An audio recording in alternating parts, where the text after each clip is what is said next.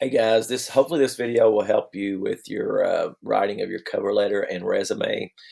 This is the all this is this like a culminating project, and you're demonstrating what you have done during the mock election. It is like you're applying for a job with a cover letter and resume, except your job is you're applying and proving to me that you deserve a good grade on this. Okay, and your evidence is, if you're a grassroots person, your evidence is your TV ad, your radio ad, your testimony, and anything else you've done that might have helped your group. All right. If you're a marketing person, it's a little bit more. It's a little tougher. But who did you help? Okay. So one of your things could be the people I helped and what I did. If you did a testimony, you got that, and anything else that you might have had that might have done to help. If you haven't done these things, then you're in a little bit of a trouble, because you should have been reaching out to people and should have been helping with that.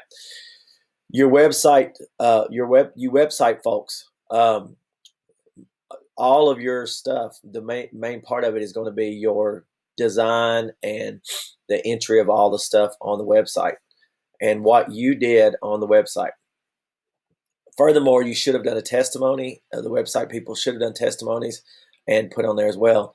You're going to find website people just talking about the website and what you did to build it, create it, and put stuff on there will be a rich resume. All right, and then the you leaders, you guys have multiple things to consider. The two main important things are your intro video and your debate and what you did to prepare. And you could talk about that on your resume. You've also got testimonies that you put on there. So your resume should be pretty rich with materials, whatever else you did to help the project along. Okay, so with that information, what you're doing is you're writing a cover letter and a resume. The cover letter is an introduction to the things that are on the resume. Okay, it's an introduction that's telling me what you did. Okay, so I've got a couple of examples, but first let's look at the cover letter rubric. All right, first of all, you've got these, and I've talked about these in class for some of you, and I'll talk about them with the rest of you. But the cover letter, these are the things that you need to do to get an A. All right, now I'm not going to read these to you guys. All right, I think it's pretty cut and dry. The letter is made up in this format: introduction, body, and closing. That's a 3.5 simple essay format. All right, and you got to get these things in your cover letter. You don't want to go into great detail. You don't want to thoroughly describe what you did on the radio ad. That's for the resume. Okay, so this is the cover letter, and it is worth 25 points. Now the resume. Oh, let me show you an example. Here's the cover letter I wrote when I applied for the girls' basketball job at Assumption. It's just mediocre, to be honest with you. But you can pause this video and read this if you like. But and you see that there's an intro about what I'm after, and then the body is my coaching resume. This is a little bit too much, to be honest with you, but I'm a firm believer that cover letters definitely get you in the door. And then the conclusion is down here. Okay, so like I said, you can pause it, you can read it if you like, but you see that it's letter format. It's attached to the athletic director. The addresses and stuff are not on here. You'll need to put those on yours and use the school address for me when you address it to me. Okay. And then the correct salutations down at the bottom. All right, so that's the cover letter. Then the resume is a bulleted. I'm going to show you my resume real quick. Okay, so you've got an objective, which your objective is to get an A on this project. All right, prove to me that you're worthy of an A. My objective was this: to get a coaching position. Okay, and then professional experiences, coaching professional experiences. In this resume, this is all you'll need. This is what yours look like. You'll be mock election experiences or whatever, and then you'll outline them right here. You see how I put bold with bullets, okay, and the things that I did at each stop. So yours would probably be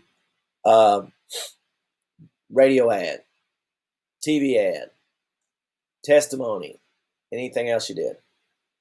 Okay? With bullets describing what you did.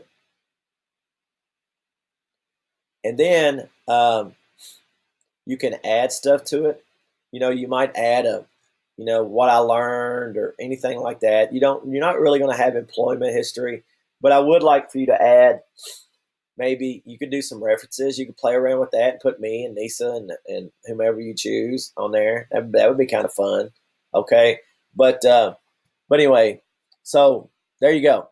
So that's the resume. Now look at the rubric. And again, I'm not going to read this to you. I intentionally bulleted these because most of them anyway, because the resume needs to be bullets. Okay, but you can focus on over here.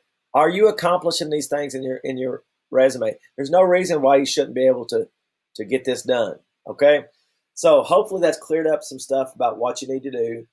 If you haven't read the rubrics, if you haven't looked at sample resumes and cover letters, looked them up online and formats, then I really can't help you. Okay, I mean, other than maybe opening it up and showing it to you. You guys, you've got 2 weeks on this, and you need to take the bull by the horns and you need to go on and research it and figure it out. What do you need to do? I mean, I've given you the rubric. I've showed you my examples. Nisa's helping you with it. You can do this. Okay, it's a simple letter and an outline format resume. Okay, listen, you can choose your format as long as it looks like a resume. All right, you don't have to. It's not one for all. It's a cookie cutter approach.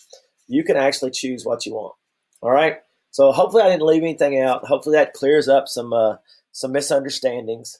And again, if you haven't contributed a TV ad, if you haven't done a radio ad, if you haven't done a testimony, then you got nothing to put on a resume. And there's the problem. That's the problem. If you've done those things and you've helped, then it should be easy. Outline that stuff and just put it on there and explain it. All right, so I hope that helps. Let me know if you have any questions.